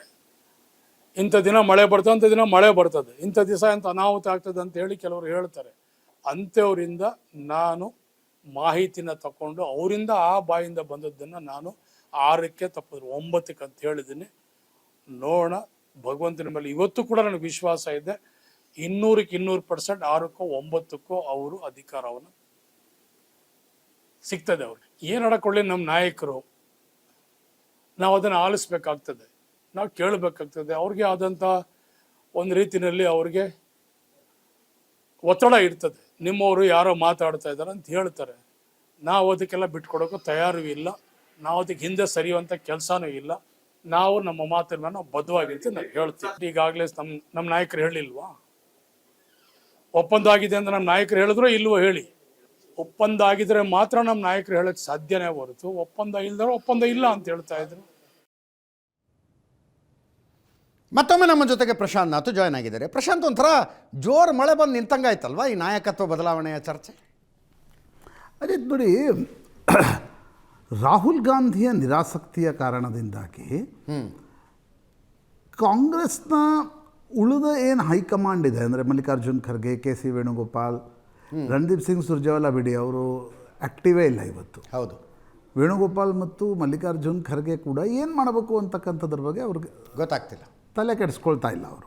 ಕೆ ಸಿ ವೇಣುಗೋಪಾಲ್ ಕೇರಳದ ಚುನಾವಣೆಯ ಬಿಸಿಯಲ್ಲಿದ್ದಾರೆ. ಮಲ್ಲಿಕಾರ್ಜುನ್ ಖರ್ಗೆ ಅವರು ಸ್ವಂತ ರಾಜ್ಯ ಆದ್ದರಿಂದ ಏನೂ ನಿರ್ಣಯ ತೆಗೆದುಕೊಳ್ಳಬಾರ್ದು ಅನ್ನೋದರಲ್ಲಿದ್ದಾರೆ. ರಾಹುಲ್ ಗಾಂಧಿ ಯಾವುದೇ ಆಸಕ್ತಿಯನ್ನು ಇಲ್ಲಿಯವರೆಗಂತೂ ತೋರಿಸಿಲ್ಲ. ಹಾಗೆ ನನಗನ್ಸುತ್ತೆ ಈಗ ಡಿಸೆಂಬರ್ ಅಂತ್ಯ ಅಂತಿದ್ರು, ಈಗ ಸಂಕ್ರಾಂತಿಯ ನಂತರ ಅಂತಿದ್ದಾರೆ. ಸಂಕ್ರಾಂತಿಯ ನಂತರ ಏನೇನು ಪರಿಸ್ಥಿತಿ ಉದ್ಭವ ಆಗುತ್ತೆ ನನಗನ್ಸುತ್ತೆ ಅಜಿತ್, ಎರಡು ಸಂಗತಿಗಳು. ಒಂದು, ಸಿದ್ದರಾಮಯ್ಯನವರು ಮತ್ತು ಅವರ ಬಣ ಎಷ್ಟೇ ಪುಷ್ ಮಾಡಿದರೂ ಕೂಡ ಸಂಪುಟ ಪುನಾರಚನೆಯ ನಿರ್ಣಯವನ್ನು ತೆಗೆದುಕೊಳ್ಬೇಕಾದ್ರೆ ಡಿ ಕೆ ಶಿವಕುಮಾರನ್ನು ಕಾನ್ಫಿಡೆನ್ಸಲ್ಲಿ ತೆಗೆದುಕೊಳ್ಳದೆ ಆ ನಿರ್ಣಯವನ್ನು ತೆಗೆದುಕೊಳ್ಳಕ್ಕೆ ಹೈಕಮಾಂಡ್ಗೆ ಆಗಲ್ಲ. ರೈಟ್. ಅದೇ ರೀತಿ ನಾಯಕತ್ವ ಬದಲಾವಣೆಯ ನಿರ್ಣಯವನ್ನು ತೆಗೆದುಕೊಳ್ಳಬೇಕು ಆದರೂ ಕೂಡ ಸಿದ್ದರಾಮಯ್ಯನವ್ರನ್ನ ಕಾನ್ಫಿಡೆನ್ಸಲ್ಲಿ ತೆಗೆದುಕೊಂಡು ಮನವರಿಕೆ ಮಾಡಿ ಅವರನ್ನು ಒಪ್ಪಿಸುವವರೆಗೆ ಆ ನಿರ್ಣಯವನ್ನು ಕೂಡ ಹೈಕಮಾಂಡ್ಗೆ ತೆಗೆದುಕೊಳ್ಳೋಕ್ಕಾಗಲ್ಲ. ಹೀಗಾಗಿ either of the two decision ತೆಗೆದುಕೊಳ್ಬೇಕಾದ್ರೆ they are the extreme decisions. ಈಗ ಒಂದು ವೇಳೆ ಸಂಪುಟ ಪುನಾರಚನೆ ಆಯಿತು ಅಂತ ಅಂದ್ಕೊಳ್ಳಿ, 27ರವರೆಗೆ ಏನೂ ಆಗಲ್ಲ. 27 ಆದಮೇಲೆ 28ಕ್ಕೆ ಚುನಾವಣೆಯೇ ಬಂತು. ನಾಯಕತ್ವ ಬದಲಾವಣೆಯ ನಿರ್ಣಯವನ್ನು ತೆಗೆದುಕೊಳ್ಬೇಕಾದ್ರೂ ಕೂಡ ಸಂಕ್ರಾಂತಿ ನಂತರ ನಿಮಗೆ ಬಜೆಟ್ ಅಧಿವೇಶನದ ಬಜೆಟ್ ಪ್ರಿಪ್ರೇಷನ್ ಶುರು ಆಗುತ್ತೆ. ಹೌದು. ಮತ್ತು ಈಗ ಸತೀಶ್ ಜಾರಕಿಹೊಳಿ ಅವರು ಇವತ್ತು ಹೇಳಿದ್ದಾರೆ, ಇಲ್ಲ ಬಜೆಟನ್ನು ಸಿದ್ದರಾಮಯ್ಯನವರೇ ಮಂಡಿಸ್ಬೋದು ಅಂತ. ಹಾಗಿರುವಾಗ ಅಜಿತ್, ನನಗನ್ಸುತ್ತೆ ಹೈಕಮಾಂಡ್ ಏನಾದರೂ ನಿರ್ಣಯ ತೆಗೆದುಕೊಳ್ಳುತ್ತಾ ಅಥವಾ ನಿರ್ಣಯ ತೆಗೆದುಕೊಳ್ಳದೆ ಸಂಪುಟ ಪುನಾರಚನೆಯೂ ಬೇಡ, ನಾಯಕತ್ವ ಬದಲಾವಣೆಯೂ ಸದ್ಯಕ್ಕಿಲ್ಲ ಅನ್ನುವ ನಿರ್ಣಯವನ್ನು ತೆಗೆದುಕೊಂಡು ಪಂಚರಾಜ್ಯಗಳ ಚುನಾವಣೆಗಳ ಮುಗಿಲಿ ಆಮೇಲೆ ನೋಡೋಣ ಅಂತ ಅನ್ನುವ ಕುತೂಹಲ ನಿಶ್ಚಿತವಾಗಿದೆ. ಯಾಕಂದರೆ ಏನೇ ನಿರ್ಣಯ ತೆಗೆದುಕೊಳ್ಳಿಕ್ಕೆ ಹೋದರೂ ಹೈಕಮಾಂಡ್ ಫೈರ್ ಫೈಟಿಂಗ್ ಮಾಡಬೇಕಾಗತ್ತೆ. ಹೌದು. ಫೈರ್ ಫೈಟಿಂಗ್ನ ಅರ್ಥ ಏನು? ಯಾವುದೇ ನಿರ್ಣಯ ಬೆಂಕಿ ಹತ್ತಿಸುತ್ತೆ. ಆ ಬೆಂಕಿ ನಂದಿಸುವ ಕ್ಷಮತೆ ಇವತ್ತು ಹೈಕಮಾಂಡ್ ಬಳಿ ಉಂಟಾ? ಇಲ್ಲ. ಆ ಕ್ಷಮತೆ ಇರದೆ ಆ ಒಂದು ಸಿದ್ದರಾಮಯ್ಯನವರನ್ನು ಮನವೊಲಿಕೆ ಮಾಡದೇ ಏನೇ ನಿರ್ಣಯ ತೆಗೆದುಕೊಳ್ಳೋಕ್ಕಾಗಲ್ಲ. ಸಂಪುಟ ಪುನಾರಚನೆಯ ನಿರ್ಣಯ ನ್ಯಾಚುರಲಿ ಡಿ ಕೆ ಶಿವಕುಮಾರ್ಗೊಂದು ದೊಡ್ಡ ಸೆಟ್ಬ್ಯಾಕ್ನ ನಿರ್ಣಯ ಅದು. ಅಟ್ಲೀಸ್ಟ್ ಇವತ್ತು ಡಿ ಕೆ ಶಿವಕುಮಾರ್ ಮತ್ತು ಅವರ ಬೆಂಬಲಿಗರು ಸಂಕ್ರಾಂತಿ ನಂತರ ಏನೋ ಆಗ್ಬೋದು, ಫೆಬ್ರವರಿಯಲ್ಲಾಗ್ಬೋದು, ಮಾರ್ಚಲ್ಲಾಗ್ಬೋದು, ಕೊನೆಗೆ ಮೇನಲ್ಲಾಗ್ಬೋದು ಅಂತಕ್ಕಂಥ ಆಶಾವಾದದಲ್ಲಿದ್ದಾರೆ. ಸಂಪುಟ ಪುನಾರಚನೆಯ ನಿರ್ಣಯವನ್ನು ಹೈಕಮಾಂಡ್ ತೆಗೆದುಕೊಂಡ್ರೆ ಆ ಆಶಾವಾದವೇ ಮುಗಿದು ಹೋಗುತ್ತೆ. ಆಗ ಜಗಳ ಇನ್ನಷ್ಟು ತಾರಕಕ್ಕೇರಬಹುದು. ಹಾಗಾಗಿ ನನಗನ್ಸುತ್ತೆ ಹೈಕಮಾಂಡ್ ಅದನ್ನೆಲ್ಲ ಮಾಡುತ್ತಾ. ಮತ್ತು ಕೆ ಸಿ ವೇಣುಗೋಪಾಲ್ ಕೇರಳದ ಚುನಾವಣೆಯಲ್ಲಿ ವ್ಯಸ್ತರಾಗಿರುವುದನ್ನು ನೋಡಿದಾಗ ಮತ್ತು ಈ ಪ್ರಕರಣವನ್ನು ಇಷ್ಟು ಸೆನ್ಸಿಟಿವ್ ಆಗಿ ತೆಗೆದುಕೊಂಡಿದ್ದನ್ನು ನೋಡಿದಾಗ ಕೇರಳದ ಚುನಾವಣೆ ಮುಗಿಯುವವರೆಗೆ K C Venugopal application of mind ಮಾಡಲಿಕ್ಕೂ ತಯಾರಿದ್ದಾರಾ ಇಲ್ವಾ ಅಂತಕ್ಕಂಥದ್ರ ಬಗ್ಗೆ ಸ್ಪಷ್ಟತೆ ಕಾಣಿಸ್ತಾ ಇಲ್ಲ. ಅಲ್ಲ, ಅಪ್ಲಿಕೇಶನ್ ಆಫ್ ಮೈಂಡ್ ಮಾಡೋದಕ್ಕೆ ತಯಾರಿಲ್ಲ ಅನ್ನೋದಕ್ಕೆ ಸ್ಪಷ್ಟತೆ ಹೆಚ್ಚಾಗಿದ್ದಂಗಿದೆ. ಇವತ್ತು ಈಗ ನಡೀತಾ ಇದೆ ಬಬಲೇಶ್ವರದಲ್ಲಿ ಬಸವಾದಿ ಶರಣರ ಹಿಂದೂ ಸಮಾವೇಶ.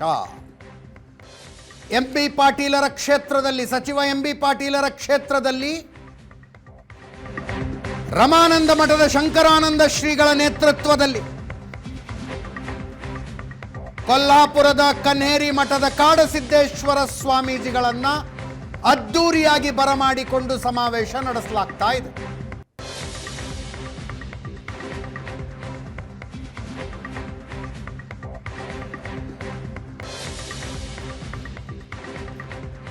ಲಿಂಗಾಯತ ಪ್ರತ್ಯೇಕ ಧರ್ಮ ಹೋರಾಟದಲ್ಲಿ ತೊಡಗಿರುವ ಸ್ವಾಮೀಜಿಗಳ ಬಗ್ಗೆ ಕನ್ನೇರಿ ಶ್ರೀಗಳ ಬಳಸಿದ ಒಂದು ಶಬ್ದ ಆಕ್ರೋಶಕ್ಕೆ ಕಾರಣ ಆಗಿತ್ತು.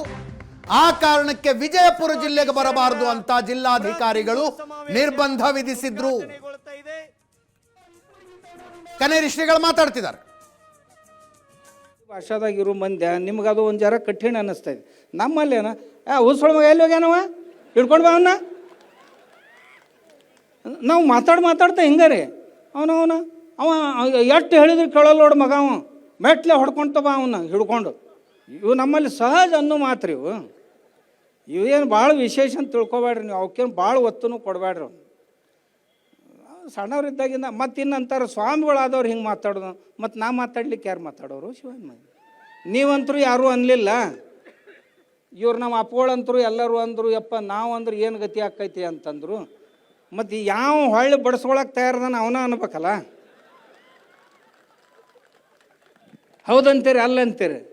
ಅಷ್ಟು ಧೈರ್ಯ ಬೇಕೋ ಬೇಡೋ? ನೀವು ಏನೇನು ಮಾಡ್ತೀರಿ ಮಾಡ್ರಪ್ಪ ನೋಡ್ತೀನಿ. ನಾವೊಂದು ಒಗದು ಕುಂತೀನಲ್ಲ, 3 ತಿಂಗಳಾಯ್ತು. ನಾವೊಂದು ಬಾಂಬ್ ಒಗದು ನೀವು ಪಟಾಕಿ ದಿನ ಸಿಡಿತಾವು ಮಾಡಿ ಎಲ್ಲಿಗೆ ಬಂದಾವ ಹೇಳನೀಗ. ನಿಮ್ಮ ಕೈ ಮುಗಿತೀವಿ ರೀ, ಬಂದ್ ಮಾಡಿರಿ ಅಂತ ನನಗನ್ನಾಕತ್ಯಾರ. ಅವರೇ ಬಂದ್ ಮಾಡಿರಿ ಅಂದ್ರು. ನಾ ಅಂದೆ ಅಲ್ಲಿ ನೀವು ಶುರು ಮಾಡಿರಿ, ನೀವು ಬಂದ್ ಮಾಡಿರಿ ಅಂತ ನಾ ಅಂದೆ.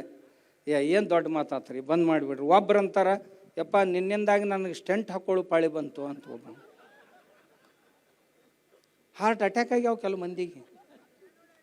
ಯಾಕಂತಂದ್ರೆ ಸಹನ್ ಆಗೋಲ್ದು. ಮಂದಿ ಕೇಳಾಕತ್ತಾರ ಊರಾಗ ಹೋದ ಕೂಡಲೇ, ಹಿಂಗ್ಯಾಕೆ ಮಾಡಿದ್ರಿ, ಹಿಂಗ್ಯಾಕೆ ಮಾತಾಡಿದ್ರಿ ನೀವು ಅಂತ. ಒಬ್ರಂತರು ಏನು ಹೇಳಿದರು ಅಂದ್ರೆ, ಇನ್ನು ಮುಂದೆ ಇಲ್ಲಿ ತನ ಏನು ಬೈದು ಹೊತ್ತು, ಇನ್ನು ಮುಂದೆ ಆಯುಷ್ಯದಾಗ ಬಸವಣ್ಣ ರಾಷ್ಟ್ರೀಯತೆ ಇಷ್ಟು ಬಿಟ್ಟರೆ ನಾ ಮತ್ತೊಂದು ಮಾತು ಮಾತಾಡೋದಿಲ್ರಿ. ಕಾಡಸಿದ್ದೇಶ್ವರ ಅಪ್ಪಗಳಿಗೆ ಹೇಳ್ರಿ, ಅವ್ರು ಕರೆದ್ರೆ ಇವತ್ತನ ಬರಕ್ಕೆ ತಯಾರದೀನಿ ರೀ. ಯಪ್ಪ ಕೈ ಮುಗಿದ್ ನಾನು, ನಿನ್ನ ಕರೆದಂತ ತಿಳ್ಕೊ. ಈ ಮಂದಿ ಎಲ್ಲ ನನ್ನ ಕೂಡ ನನ್ನ ಗತಿ ಏನಾದಿತ್ತು. ನಾ ಅಂತೀನಿ, ಯಾರ್ಯಾರಿಗೆ ಪಶ್ಚಾತ್ತಾಪ ಆಗೈತಲ್ಲ ಆ ಪುಣ್ಯಾತ್ಮರು ಎಲ್ಲರೂ ಬರ್ರಿ, ನಾವೆಲ್ಲರೂ ಕೂಡಿ ಚಲೋ ಕೆಲಸ ಮಾಡೋಣ. ಯಾರೂ ಶತ್ರುಗಳಲ್ಲ, ನಮಗೆ ಶತ್ರುಗಳಲ್ಲ ಯಾರು, ಎಲ್ಲರೂ ನಮ್ಮವ್ರ. ನಿಮಗೊಂದು ವೇಳೆ ಮಾಡಿದ ಕ್ರಿಯೆ ಪಶ್ಚಾತ್ತಾಪ ಆಗಿತ್ತು ಅಂದ್ರೆ ನಾವು ನೀವು ಕೂಡ ಒಂದು ಚಲೋ ಧರ್ಮ ನಡೆಸೋಣ ಬರ್ರಿ. ಏನು ತೊಂದರೆ ಐತೆ ಅದ್ರಾಗ? ಏನು ಹುಟ್ಟು ಬರಾಗ ನಾವು ನೀವು ಏನು ಶತ್ರುಗಳಂತ ಹುಟ್ಟು ಮತ್ತು ಈಗೂ ಸಹಿತ ನಮ್ದು ಗೆಳತನ ಭಾಳ ಚಲೋ ಐತ್ರಿ. ಮತ್ತು ನಿಮ್ಗೆ ಹೇಳ್ತೇನೆ, ಮಾತಾಡಿಸಿ ಒಬ್ಬರು ಸ್ವಾಮಿಗಳೊಬ್ಬ ಮಂತ್ರಿ ಹತ್ರ ಹೋದ್ರು, ಕೇಂದ್ರೀಯ ಮಂತ್ರಿ ಹತ್ರ. ಕಾಡಸಿದ್ದೇಶ್ವರ ಸ್ವಾಮಿಗಳಿಗೆ ಒಂಜಾರ ಹೇಳಿ ನಮ್ಮದು ಬಗೆಹರಿಸ್ರಿ ಅಂತ. ಬಾಲ್ಕಿ ಸ್ವಾಮಿಗಳು ಹೆಸರೇ ಹೇಳಿಬಿಡ್ತೀನಿ, ಸುಮ್ಮನೆ ನಿಮ್ಮ ಮನಸ್ಸಿನಾಗ ಉಳಿಬಾರ್ದು ಏನು. ಶಿವಣ್ಣನ ಹತ್ರ ಹೋದ್ರಪ್ಪ, ಸೋಮಣ್ಣನ ಹತ್ರ. ಸೋಮಣ್ಣ ಹುಷಾರು ಮನುಷ್ಯ. ಕಾಡಸಿದ್ದೇಶ್ವರ ಅಪ್ಪಗಳಂದ್ರೆ ಹೌದಂದೆ. ಬಾಲ್ಕಿ ಸ್ವಾಮಿಗಳು ಮಾತಾಡ್ತಾರಂತ ನೋಡ್ರಿ, ಕೊಟ್ಟ ಬಿಟ್ಟ ಅವ್ರ ಕೈ. ಏನು ಹೇಳಿ ಶಿವಣ್ಣ ಅವ್ರ ಕೈಯಾಗ ಕೊಟ್ಟ, ದೌಡ್ ಮಾತು ಬರೋಲ್ಲ. ಅಜ್ಜವ್ರ ಅಂಜಬೇಡ್ರಿ, ಮಾತಾಡ್ರಿ, ನೀವು ಹೇಳ್ರಿ ತಂದೆ ಹೇಳ್ರಿ. ಏನು ಅಂಥದ್ದು ಏನಾಗೈತೆ? ನಾವು ನೀವು ಏನು ಆತ್ಮೀಯರು. ನಾವು ಮೊದಲಿಂದನೂ ಹೇಳ್ತಿದ್ದೆ, ವೈಚಾರಿಕವಾಗಿ ನಮ್ಮದು ನಿಮ್ಮದು ಹೊಂದೋದಿಲ್ಲ, ಆದರೆ ಆತ್ಮೀಯತೆ ಅಂತ ಏನು ಇರ್ತೈತಲ್ಲ ಅದಕ್ಕೆ ಎಲ್ಲಿ ಬಾಧೆ ಬರ್ಗೊಡೋದು ಬೇಡ ಅಂತ ನಾ ಹೇಳ್ತಿದ್ದೆ ಅವ್ರಿಗೆ ಮೊದಲಿಂದನೂ. ವೈಚಾರಿಕ ಮತಭೇದಗಳು ನಮ್ಗೆ ನಿಮ್ಗೆ ಇರೋಲಕ್ಕ, ಆದ್ರೆ ಆತ್ಮೀಯತೆ ಅಂತ ಏನೈತಲ್ಲ ನಮ್ಮದು ಅದು ಇರಲಿ ಅಂತ ಹೇಳ್ತಿದ್ದೆ. ಆತ್ಮೀಯತೆಯಿಂದ ಹೋಗ್ತಿದ್ದೀವಿ. ಇದ್ರೊಳಗೆ ಮತ್ತೆ ಏನೇನೇನೇನೋ ಗದ್ದಲ ಮಾಡಿದರು. ಏನು ಮಾಡ್ರಪ್ಪ ಶಿವನ್ಮ ನಾಯನ ಹೇಳಿದ ಪುಣ್ಯಾತ್ಮರಿಗೆ. ಈಗನೂ ಸಹಿತ ದಯವಿಟ್ಟು ನನ್ನ ಪ್ರಾರ್ಥನೆ ಅವರಿಗೆ, ನೀವು ಬಸವಣ್ಣವ್ರನ್ನ ನಾಸ್ತಿಕ್ ಮಾಡೋಕ್ಕೆ ಹೋಗಬೇಡ್ರಿ. ಬಸವಣ್ಣವ್ರನ್ನ ಶರಣರನ್ನ ವೇದ ವಿರೋಧಿಗಳನ್ನ ಮಾಡ್ಲಿಕ್ಕೆ ಹೋಗಬೇಡ್ರಿ. ಆಮೇಲೆ ಹೆಂಗೆ ಮುಗಿಸೋದ್ರಿ ಇದನ್ನಂತ ಕೇಳಿದರು. ನಾನು ಒಂದೇ ಪ್ರಾರ್ಥನೆ ಅವ್ರ ಎದುರಿಗಿಟ್ಟೆ, ಏನಂತ, ನೀವೇನು ಈ ಸಮಾಜ ಒಡ್ಯಾಕೆ ಹೊಂಟಿರಲ್ಲ, ಒಂದೇ ಬಸವಣ್ಣವರು ಎಲ್ಲರನ್ನೂ ಕೂಡಿಸೋ ಕೆಲಸ ಮಾಡಿದರು. ಈಗ ಬಸವಣ್ಣನ ಹೆಸರು ಹೇಳಿಕೊಂಡು ಈ ವೀರಶೈವ ಮತ್ತು ಲಿಂಗಾಯತ ಅಂತ ಯಾಡ್ ಮಾಡಕ್ಕೆ ಹೊಂಟಿರಲ್ಲ, ದಯವಿಟ್ಟು ನೀವು ಎರಡೂ ಒಂದೇ ಅಂತ ಡಿಕ್ಲೇರ್ ಮಾಡಿರಿ, ನಂದು ಬಂದ್ ಆಕ್ಕೈತಿ ಅಂತೇಳಿ. ಇದರೊಂದಿಗೆ ಇವತ್ತಿನ ಪಾರ್ಟಿ ರೌಂಡ್ಸ್ ಮುಗಿಸ್ತಾ ಇದ್ದೀವಿ. ನೇರ ದಿಟ್ಟ ನಿರಂತರ ಸುದ್ದಿಗಾಗಿ ನೋಡ್ತಾ ಇರಿ ಏಷ್ಯಾನೆಟ್ ಸುವರ್ಣ ನ್ಯೂಸ್.